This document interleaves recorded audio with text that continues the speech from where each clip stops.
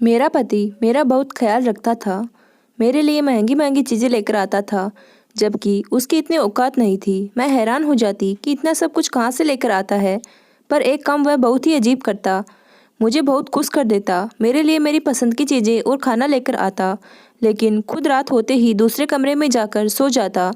मैं हैरान होती कि अगर इसको मेरी इतनी ही परवाह है कि यह मेरे लिए इतनी अच्छी चीज़ें लेकर आता है, तो फिर इसे मेरे में दिलचस्पी क्यों नहीं? ये मेरे पास क्यों नहीं बैठता? मेरी बातें क्यों नहीं सुनता? मेरे साथ उसका रवैया नॉर्मल क्यों नहीं है? मैं एक रात पहले ही दूसरे कमरे में छुप गई ताकि जब वह यहाँ पर आए तो मुझे पता चल जाए आखिर इस कमरे में क्यों आता है, मेरे पास क्यों नहीं बैठता। तब मैंने अपने पति को ऐसी हरकत करते हुए देखा कि मैंने अपने कानों को हाथ लगा लिया। मेरा नाम निशा है। मैं बहुत ही ज़्यादा खूबसूरत थी। मेरी भाभी को मेरी खूबसूरती से बड़ी नफरत थी। वह कहती थी कि तेरा हुस्न तो एक दिन मिट्टी में मिल जाएगा। मैं कहती थी कि भगवान से डरो भाभी, मैंने आपका क्या बिगाड़ा है। मेरी माँ जिंदा थी, मेरे पापा इस दुनिया में नहीं थे, लेकिन जब तक मेरी माँ थी तब तक उस घर में मेरी हुकूमत चलती थी। मेरे भाई को भी मुझसे नफरत थी। वह कहता था कि तुम मेरी बीवी के साथ मुकाबले मत किया करो। थोड़ी बहुत मैं भी मगरूर थी, क्योंकि मुझसे कोई गलत बात बर्दाश्त नहीं होती थी। अब वह अगर मेरी माँ को टाइम पर खाना नहीं दे रही है या पुराना खाना दे रही है तो मुझे गुस्सा आ जाता था। एक दिन तो उसने मेरी माँ के सामने खराब खाना रख दिया, जबकि मेरी माँ पहले ही शुगर के मरीजों में से एक थी। मैंने कहा, पहले ही इनकी तबीयत खराब रहती है, तुमसे नया खाना नहीं बनाना था तो तुम बता देती। पुराना खाना देकर क्यों मेरी माँ को मारना चाहती हो? इस बात पर ऐसी लड़ाई हुई कि हम दोनों ननद भाभी में हाथापाई भी हो गई। मेरे भाई ने तो अपनी बीवी का ही साथ दिया और उसने मुझे कहा कि तुझे तो मैं एक दिन ऐसा सीधा करूँगा कि तू बिल्कुल तिल की तरह से सीधी हो जाएगी। तू छोटी है, तेरा काम क्या है बड़े भाभी से ऐसे बातें करना। मैंने कहा कि बात छोटे बड़े की नहीं है, कुछ गलत करेगी तो मैं ज़रूर बोलूँगी। उस रात मेरी माँ की तबीयत खराब हो गई। इतनी खराब हुई क्योंकि वह अस्पताल पहुंच गई और 4 दिन तक बीमारी से लड़ने के बाद वो इस दुनिया से चली गई। मैं बहुत बड़ी परेशान हुई। थोड़े बहुत रिश्तेदार थे, लेकिन वो सारे ही मेरी माँ के ससुराल वाले थे, इसीलिए उनको कोई ज़्यादा दुख नहीं हुआ। उन्होंने बस थोड़ा अफसोस किया और चले गए। अब घर में सिर्फ मेरा भाई और मैं थी।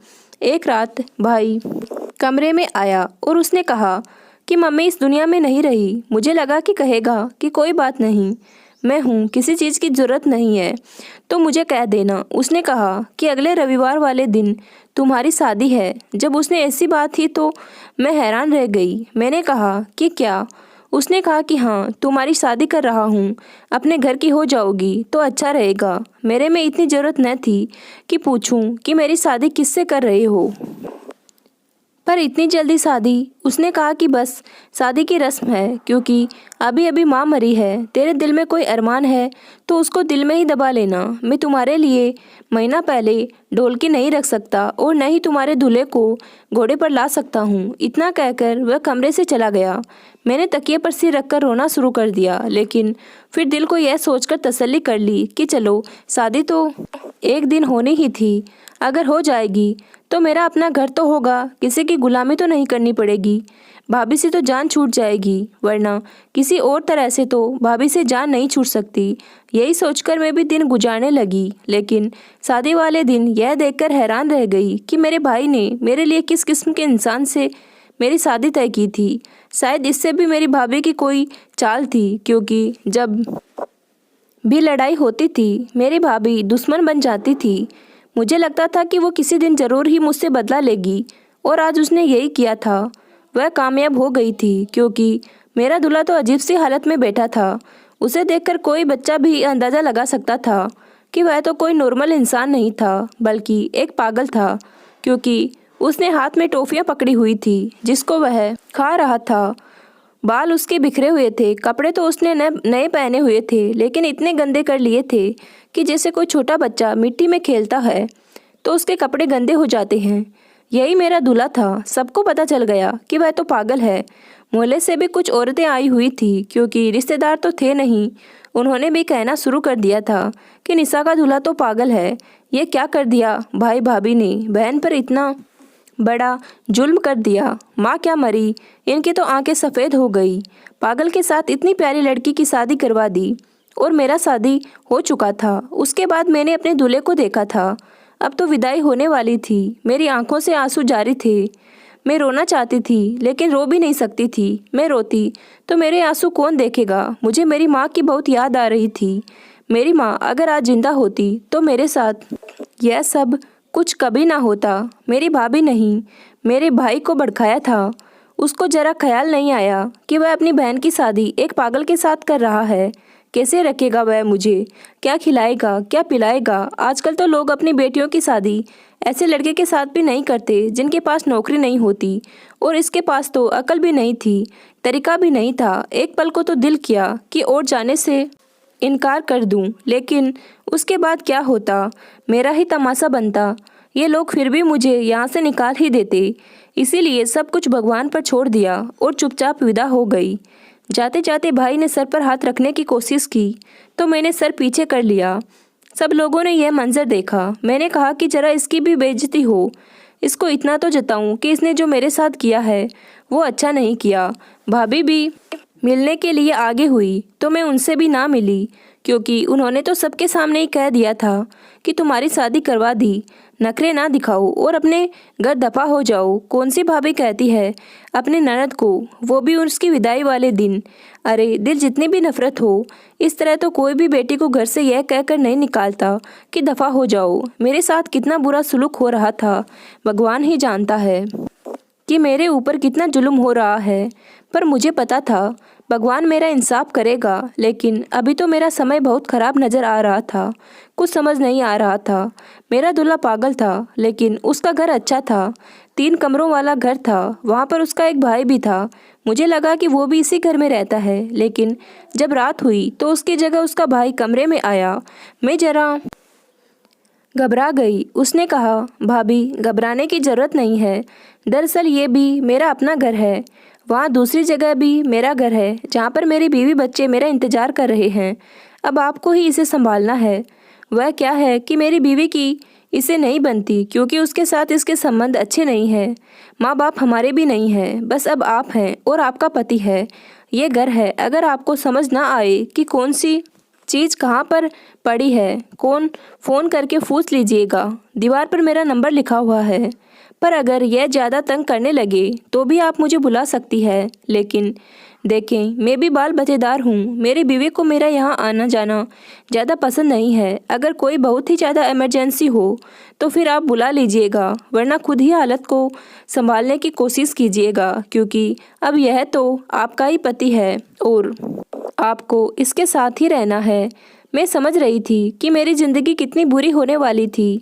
मैंने हाँ में सर हिला दिया। मैं और क्या कह सकती थी। उसने कहा, भगवान आपकी मदद करे, आप परेशान नहीं होना, एक दिन सब कुछ ठीक हो जाएगा।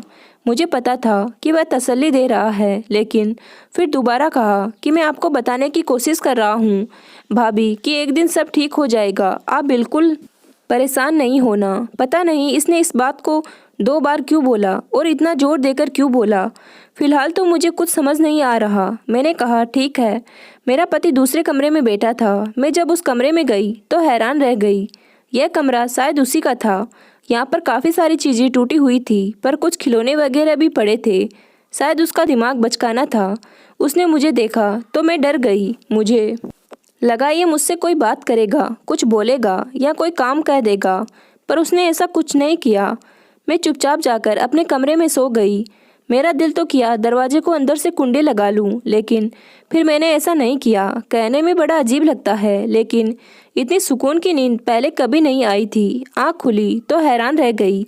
सामने मेरा पति बैठा था। उसे देखकर मैं डर गई। फिर जब मैंने टेबल की तरफ देखा तो मेरी आंखें खुली की खुली रह गई। टेबल पर तो नाश्ता पड़ा हुआ था। नाश्ता तो बाजार का लग रहा था। मैंने उसकी तरफ देखा और आसपास देखा। मुझे लगा शायद उसका भाई आया है और वही नाश्ता लेकर आया है, लेकिन घर में कोई भी नहीं था। बाहर वाला दरवाज़ा तो अभी भी बंद था। रात को मैंने खुद कुंडी को लगाई थी। मेरे पति ने मुझे कहा कि नाश्ता कर लो, और वो भी नाश्ता करने के लिए बैठ गया। मैं हैरान रह गई। मैंने कहा, इसको इतना पता है कि हमारी शादी हुई है तो बाजार से नाश्ता लेकर आना है। फिर ये क्या का पागल हुआ, लेकिन फिर उसने अजीब सा गाना गाना शुरू कर दिया। यह किसी कार्टून का गाना था। तो मैं समझ गई कि शायद ये एक नॉर्मल सी हरकत है, शायद इसे भी भूख लगी है, पर उसके पास थोड़े बहुत पैसे हो। इतना काम तो कोई छोटा बच्चा भी कर सकता है। मैंने नाश्ता कर लिया। उसके बाद मैं घर को साफ करने लगी। मैं यह पूछना भूल ही गई थी, ये घर कैसे चलता है, लेकिन फ़िलहाल तो घर में ज़रूरत की सारी चीज़ें पड़ी हुई थी। मैंने उसके भाई का नंबर मिलाया, पर नंबर नहीं मिल रहा था। मैंने दोपहर का खाना भी बना दिया। मैं घर में ऐसे ही चलने लगी। मेरा पति अचानक ही कहीं चला गया तो मैं परेशान हो गई। मुझे लगा कि पता नहीं, शायद घर से ही भाग गया है। मैंने इसीलिए उसके भाई को कॉल की थी। उसने कहा कि हाँ, वह कभी कभी चला जाता है लेकिन वापस आ जाता है। परेशान होने की ज़रूरत नहीं है, रात तक वापस आ जाएगा। अगर रात तक भी वापस नहीं आया तो फिर आप मुझे बता देना। मैंने कहा कि ठीक है। रात हुई तो मेरा पति वापस आ गया। उसके हाथ में कोई चीज़ भी थी जो उसने मुझे पकड़ा दी। मैंने खोलकर देखा तो उसके अंदर फूल थे। मैंने कहा, यह क्या है? तो उसने कहा कि मैं तुम्हारे लिए लेकर आया हूँ। मैं हैरान रह गई। उसने फूल मेरे पास रखे और खुद दूसरे कमरे में चला गया। थोड़ी देर के बाद देखा तो वह कमरा अंदर से लॉक था। उस घर में मेरे दिन अच्छे गुजर रहे थे। जैसा मैंने सोचा था वैसा कुछ नहीं हो रहा था, बल्कि सब अच्छा ही हो रहा था। बल्कि मेरा पति मेरे लिए रोज़ कोई न कोई चीज़ लेकर आता था। पता नहीं उसके पास पैसे कहाँ से आते थे। घर में ही हर चीज़ टूटी पड़ी थी। घर का सामान थोड़ा ख़त्म होने लगा तो एक दिन उसका भाई आया और उसने आकर 20,000 रुपये मुझे दिए। मैंने कहा कि यह घर भी आप ही चलाते हैं? तो उसने कहा, नहीं, ऐसी कोई बात नहीं है। दरअसल हम दोनों भाइयों के नाम कुछ दुकानें हैं, उनका किराया आता है। तो मैं से महीने में 2 दफ़ा 20-25 हज़ार रुपये आते हैं। आपको 20,000 रुपये 15 तारीख को मिल जाएंगे। आज पहली तारीख है तो मैं आपको पैसे देने के लिए आ गया हूँ। मैंने कहा, ठीक है। मैंने घर की ज़रूरत का सामान ले लिया। उस घर में टीवी भी था, ऐसे भी था, सब कुछ था। एक दिन भूले भटके मेरी भाभी और भाई यहाँ पर आ गए। उनको तो पता था कि उन्होंने मेरी शादी पागल से करवाई है और मुझे पता था कि देखने आए होंगे कि मेरा क्या हाल हुआ है। लेकिन जब मुझे देखा तो हैरान रह गए। मैंने नया जोड़ा पहना हुआ था। मेरी भाभी ने कहा, यह जोड़ा कहाँ से आया? इन लोगों ने तो तुम्हारे लिए सिर्फ 2 ही जोड़े बनाए थे और हमने भी तुम्हारे लिए कुछ नहीं बनाया। मैंने कहा, पति ने मुझे लाकर दिया है। उसने कहा कि तुम्हारे पति को तो मुँह हाथ धोने नहीं आता, तो तुम्हारे लिए जोड़ा कहाँ से लाएगा? मैंने कहा कि उसी ने मुझे लाकर दिया है। आपको किसने कहा उसे मुँह हाथ धोना नहीं आता? यह देखिए, मैं आपको दिखाती हूँ मेरे लिए क्या क्या लेकर आया है। जब मैंने सारी चीज़ें अपनी भाभी को दिखाई तो वह भी हैरान रह गई। उन्होंने कहा कि यह सब कुछ कहाँ से लेकर आ रहा है? कहीं से चोरी करके तो नहीं ला रहा? मैंने कहा कि ये चीज़ें तो बिल्कुल नहीं है। उसने कहा, नहीं तो नहीं लग रही है। ये क्या बात हो गई?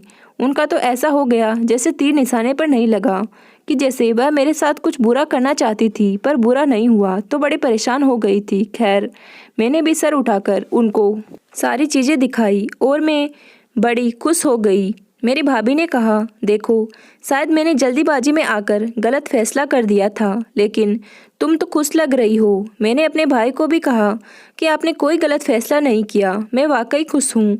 मुझे कोई दिक्कत नहीं है। मुझे इस घर में किसी चीज़ की कोई कमी नहीं है। हम भी तो गरीब लोग ही थे ना। अगर हमारी शादी होती तो हमारे जैसे लोगों में ही होती, लेकिन यह देख ले, ये लोग तो आपसे अच्छे हैं। इस घर में तो ऐसे भी लगा हुआ है, गर्मी होती भी है तो सुकून की नींद आती है। मेरी भाभी का मुंह लटक कर रह गया था। मुझे पता था कि घर जाते ही यह मेरे भाई से झगड़ा करेगी। अच्छी बात है, मुझे खुश देखकर घर जाते आपस में झगड़ा करते, यही उनकी सजा थी। मेरे पति मुझसे कोई बात नहीं करता था। मेरी चीज़ें भी लेकर आता, मेरा ख्याल भी करता, मेरा ध्यान भी रखता। एक दिन मैं जा रही थी कि मेरे पाँव पर कोई चीज़ से लग गई तो उसने मेरे पाँव पर पट्टी बांधी, लेकिन रात होता थी तो वह दूसरे कमरे में चला जाता था और अंदर से लॉक लगा लेता था। मैं बड़ी परेशान होती थी कि यह किस किस्म का मामला है। मैं उससे बात करना चाहती थी, पूछना चाहती थी। मैंने फिल्म ड्रामे सब देखा था कि मोहब्बत से इंसान ठीक हो जाता है। शायद मैं भी उसको ठीक कर लेती, और अगर वो ठीक हो जाता तो फिर इस दुनिया का सबसे अच्छा मर्द होता, क्योंकि खूबसूरत वह था ही, जवान भी था, पैसों की भी कोई कमी नहीं थी, घर भी उसका अपना था, पर इतना सारा सामान भी था। अगर ऐसा ही होता तो मेरी पूरी ज़िंदगी सेट हो जाती, लेकिन वो मुझसे बात नहीं करता था। मेरी एक दोस्त पागलों की डॉक्टर बन गई थी। उसने मुझसे एक बार बताया था कि ऐसे लोगों को बहुत प्यार और मोहब्बत की ज़रूरत होती है और अगर इनकी ज़िंदगी में कोई हो तो वो उसे बहुत प्यार और मोहब्बत देते हैं, मतलब आम इंसान से ज़्यादा। लेकिन यहाँ पर तो मामला उल्टा था। आहिस्ता आहिस्ता मुझे बात समझ आने लगी कि जो भी मामला है उसका ताल्लुक उस कमरे से ज़रूर है, क्योंकि मेरा पति उस कमरे में ही चला जाता था।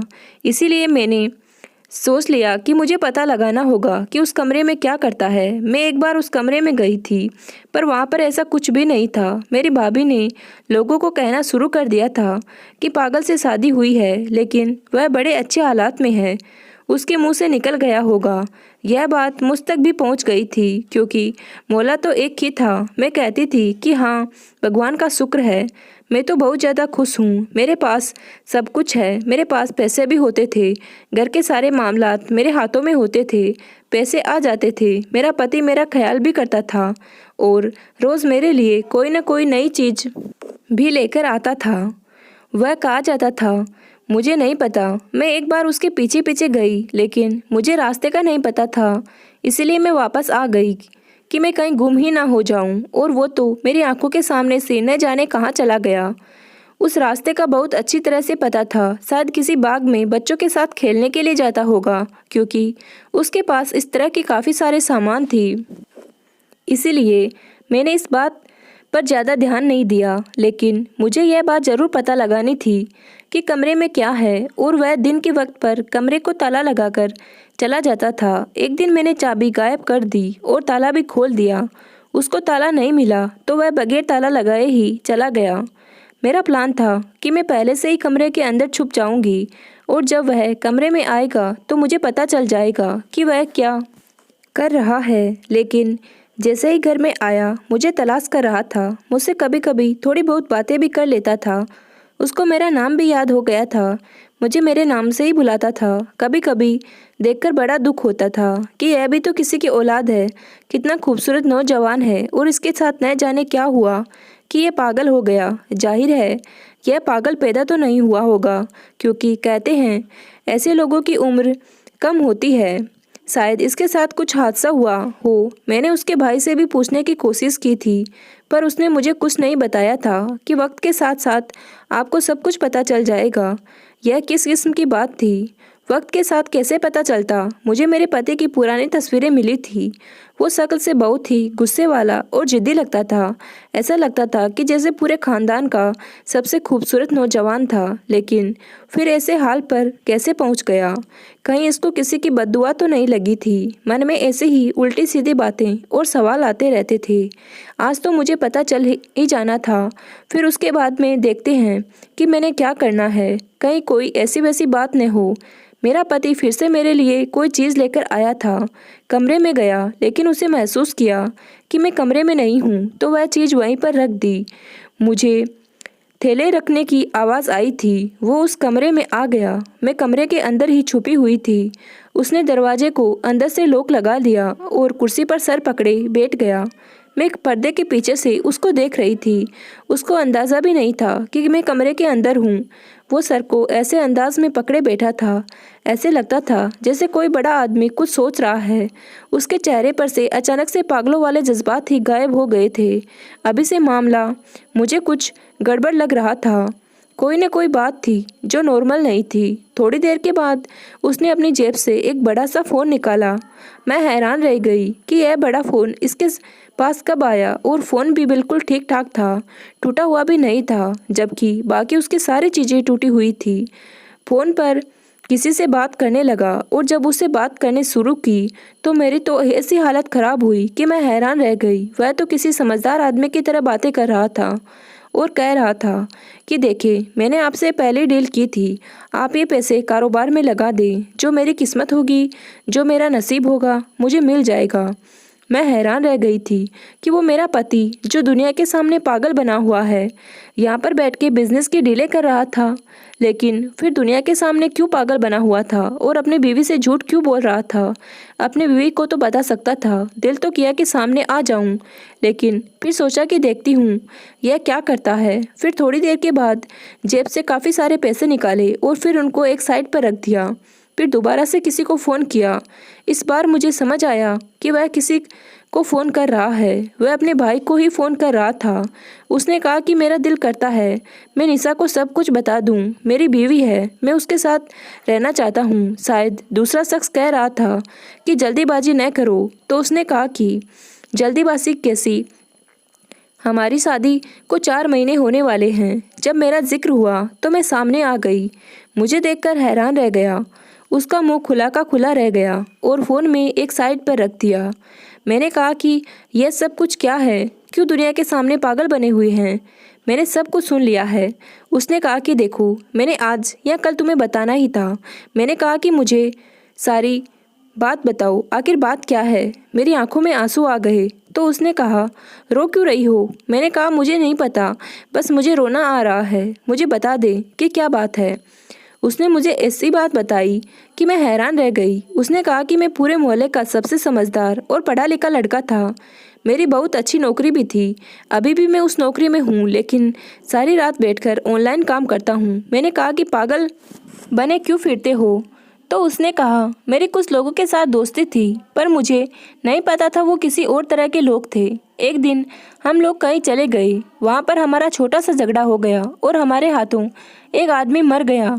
तो सारा इल्ज़ाम उसने मुझ पर लगा दिया। अगर मैं पागलपन का नाटक न करता तो मुझे सज़ा हो जाती और मेरी सारी ज़िंदगी जेल में गुजर जाती, क्योंकि वो सब लोग भाग गए। पर मैं उस आदमी की जान बचाने के चक्कर में वहीं पर रह गया, लेकिन वह भी इस दुनिया से चला गया और इल्ज़ाम मुझ पर आ गया। मुझे पुलिस पकड़ कर ले गई थी। अभी भी वो लोग इसी मोहल्ले में रहते हैं। उसका मेरी वजह से नुकसान हुआ, इसीलिए मुझे पागलपन की एक्टिंग करनी पड़ी। लेकिन सुना है अब उन्होंने अपना घर बार बेच दिया है और 1 महीने बाद यहाँ से जा रहे हैं। बस उसके बाद मैं अपने तरीके से रह सकता हूँ। तुम्हें यह सब कुछ मैंने इसीलिए नहीं बताया, क्योंकि एक दफ़ा वो लोग यहाँ से चले जाएं तो फिर मैं तुम्हें भी बता दूंगा। तुम्हारे भाई ने जब कहा कि उसे ये रिश्ता कबूल है तो हम लोग बड़े हैरान हुए। हमें पता चल गया था, इसीलिए मैंने बिना देखे ही शादी के लिए हाँ कर दिया था। सोचा कोई तो पुण्य कमा लूँ तुम्हें बचाने की खातिर। तुमसे बहुत मोहब्बत करता हूँ, तुम बहुत अच्छी लगती हो। बाहर जाता हूँ तो वह भी काम के सिलसिले में ही जाता हूँ। तुम्हारा चेहरा मेरी आंखों के सामने आ जाता है तो फिर सोचता हूँ तुम्हारे लिए कोई चीज़ ले लूँ। सोचता हूँ कि कहीं तुम हालात से तंग आकर मुझे छोड़कर ना चली जाओ, कि एक पागल के साथ मेरी ज़िंदगी बुरी गुजर रही है। इसीलिए तुम्हारे सारे नाज नखरे उठाने की कोशिश करता हूँ। तुम्हारे लिए तोहफा लेकर आता हूँ कि कम से कम तुम खुश तो रहो। तुमसे बहुत मोहब्बत करता हूँ। मेरी आंखों में फिर से आंसू गिरने लगे। उसने कहा कि आप रो क्यों रहे हो। मैंने कहा कि खुशी से रो रही हूँ। उसने कहा, अजीब हो, दुख से भी रोती हो और खुशी से भी रोती हो। अरे देखो, मैं तुम्हारा पति हूँ। तुम्हारी ज़िंदगी बहुत अच्छी होने वाली है। 1 डेढ़ महीने तक हमें नाटक करना होगा और इसके बाद सब कुछ ठीक हो जाएगा। मैंने कहा कि मुझे कोई दिक्कत नहीं है। मैं तो सोच रही हूँ कि भगवान ने मेरी कोई पुण्य का मुझे तोहफा दिया है। मैंने कभी किसी का बुरा नहीं किया था, पर मेरे अपने भाई ने ही मेरे साथ इतना बुरा किया, और शुक्र है कि आप बिल्कुल ठीक हैं। उसने कहा कि परेशान नहीं हो, वह कहीं सब ठीक है और हमेशा ठीक रहेगा। मैं तुम्हारा पति हूँ, हमेशा तुम्हारा ख्याल रखूँगा, तुम्हारे साथ रहूँगा। हमारी ज़िंदगी बहुत अच्छी होगी। और ऐसा ही हुआ। आहिस्ता आहिस्ता यह बात मशहूर कर दी। मैंने अपने पति का इलाज करवा लिया है और हमारी ज़िंदगी मिसाल बन गई। दोस्तों, अगर आपको मेरी कहानी अच्छी लगी हो तो प्लीज़ चैनल को सब्सक्राइब और वीडियो को लाइक ज़रूर करें। धन्यवाद।